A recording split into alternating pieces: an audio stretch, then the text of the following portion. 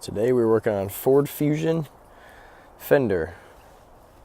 Got a nice little bodyline dent there. Pretty standard. Door hit or shopping cart or something pushed right through the bodyline, caused a crown or some protruding metal up above the bodyline. So we'll come in underneath the fender and knock it out.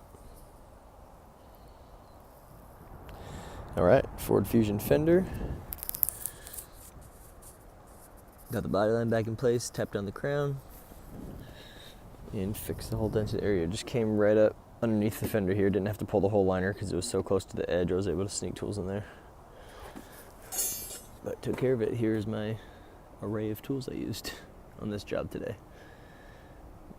Thank you for watching.